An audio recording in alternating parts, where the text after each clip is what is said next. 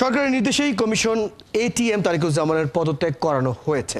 সাংবাদিকদের প্রশ্নের মুখে এমন কথাই বলছেন সিকিউরিটিজ অ্যান্ড এক্সচেঞ্জ কমিশনের চেয়ারম্যান খন্দকার রাশেদ মাকসুদ। তবে সরকারের বেঁধে দেওয়া 3 মাস সময়ের আগে কেন কমিশনারকে সরানো হলো সেই বিষয়ে কোনো সদুত্তর দিতে পারেননি বিএসইসি চেয়ারম্যান। বিশ্বব্যাংকের প্রতিনিধিদের সাথে বৈঠক শেষে এসব কথা বলেন সিকিউরিটিজ অ্যান্ড এক্সচেঞ্জ কমিশনের চেয়ারম্যান খন্দকার রাশেদ মাকসুদ। এ সময় তিনি বলেন, দেশের শেয়ার বাজার তদারকির কাজে সফটওয়্যার উন্নয়নে বিশ্বব্যাংকের সহায়তা চেয়েছে বিএসইসি। সাংবাদিকদের বিএসইসি ভবনে ঢুকতে কড়াকড়ি বিষয়টিও শিথিল করার কথা জানান খন্দকার রাশেদ মাকসুদ।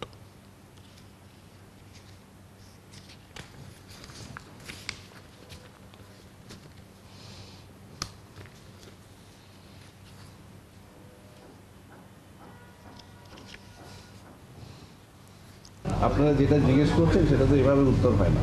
এটা তো আপনার একটা মিনিস্ট্রির সাথে একটা কোঅর্ডিনেশনের কাজ থাকে। এটা পুরোপুরি সরকারের সাথে কোঅর্ডিনেশন করে কাজ করতে হয়। ঠিক আছে, ঠিক আছে। আজকে আমাদের আরেকটা প্রোগ্রাম আছে। আপনাদের সমস্ত ইনফরমেশন এখান থেকে আপনারা পাবেন। আপনারা যখন আসবেন সেটা একটা সিস্টেমের মাধ্যমে আসতে হবে, শুধু এইটুকু।